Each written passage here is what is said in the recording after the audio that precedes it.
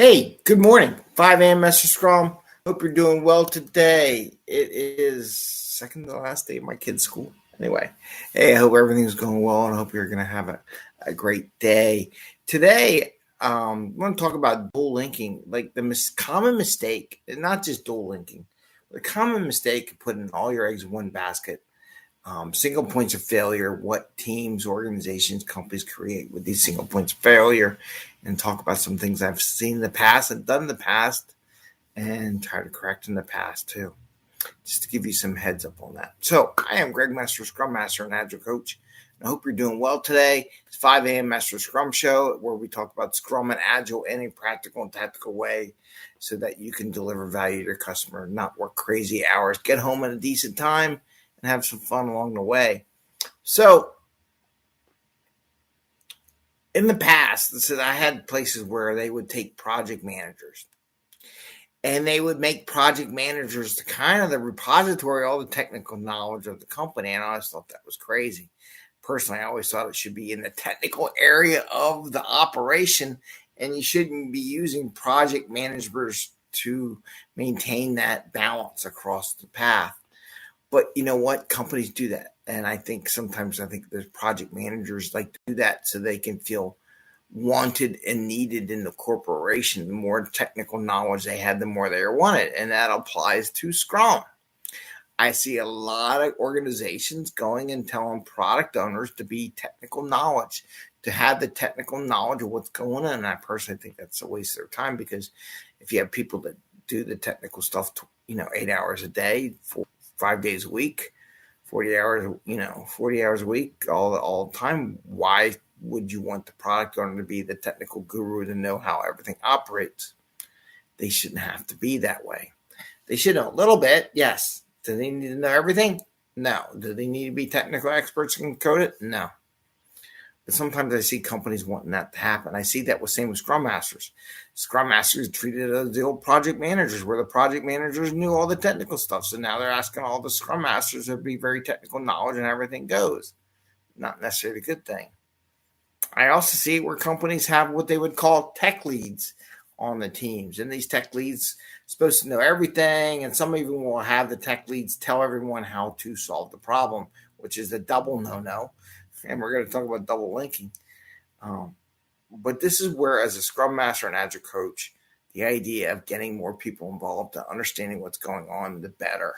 And I just want to propose, and I have this little whiteboard I'm showing, a thing called dual linking, also called double linking. I think I got an old post years ago I put up. And you have this meeting or interaction. So maybe this is the business. 2 people from your team would attend that meeting or interact with the customer. And a lot of times, let's say it's a product owner and a business customer. Maybe somebody else from the team would also attend that meeting. And why do you do that? 1, it speeds up the interaction. And 2, in this day and age of people switching jobs left and right, you can't afford to have a single point of failure on your team. I see so many organizations where people are coming in and out, yet they don't have anybody else on the team that has enough familiarity to customers and people that they have to start from scratch, and it delays the ability to provide value to the customer. By having this dual linking or double linking between, and this is a twist from the way they do it, I think of it differently. So the product owner meets with the client. The product owner should also take one of the people on the team with them to listen, to observe, to be a third party, not somebody engaged, but somebody to monitor what's going on in the room, pick up any questions so that the 2 of them can compare notes later and to see if they captured everything correctly. It helps. It's great with requirements, great with story writing, because as you're capturing these ideas and the product owner is fully engaged, they miss out on a lot of information. By having that second person and that dual link in the meeting, it helps minimize those losses of information. Now, this also helps if the product owner ever leaves, that there's more one person that understands what the customer needs and who the clients are and how to interact with them. So if you get a new person come in and be product owner, there's a good transition because the team is aware. The other benefit is if you rotate those people around, so everyone on the team, so you're not deep, right? What if that product owner then the tech person goes? It should always be the tech lead? No, because you know why? One day that tech lead's going to leave. One day that tech lead's going to get promoted, unless they really don't want to, unless the company doesn't want to promote them, unless they're really not that good, right? They're going to leave them in there because that way they don't have to train anybody, and the way they created the business, whatever. And then they complain about not getting promoted. I wonder why. Because you're on the same team doing the same thing forever. Create a place where you create a niche that was so much, you're so vital that you can't get a job anywhere else in the company. And that's bad for you. So this dual linking idea is where you sit there and you get more people involved in meetings. If you have a scrum of scrums, a product owner sync, or anything like that. So the product owner will go and somebody else from the team would also go just to observe and listen. They don't have to say anything. They don't add anything. They just sit there and listen to what's going on. And some companies, you can't do that. So yes, you can. There's no reason why you can't have it, as long as, you only have so many people that actively participate in meetings, like the max, like 8, 9 people. But there's no reason why you can't have someone to help partner with the person who's in there interacting to collect things to make sure everything's good. And then again, with the tech stuff, I would always quiz teams when I would teach classes on Agile for companies, and they're like, okay, we're going to do this rollout transition to Agile. We would do an all-day session on Agile. And one of my first questions is like, okay, how many people in the room here like to take a vacation, right? And then I'll raise their hands. And I go, okay, how many people in this room are the only person on their team that can do their job? And then they would go in and do it. And I would ask them, I said, well, then you can't take vacation. And they're like, what do you mean I can't take vacation? Because you're the only person in the room who could do your job. Should we wait 2 weeks if something breaks and no one else can fix it and you're the only one who can do it? No. That's bad. And I asked that question, they would give me this look like, what are you talking about? Why are you so mean to me? Right? And I'm like, no, I'm not being mean to you. I'm trying to be realistic here. You need to get other people to know what you're doing. And the dual linking also applies to the work you do every day. You should actively go, and if I was a tech lead or if I was a developer and I was learning something new and I knew I was the only one on the team that can do it, I would suggest in sprint planning that, hey, I want to partner with somebody on what I do so they can kind of at least maintain the ship if I'm away, because I want to go on vacation. I want to go out. If I was a tester, I want people to know how to write these test scripts and how to run the test thing. I want that to happen.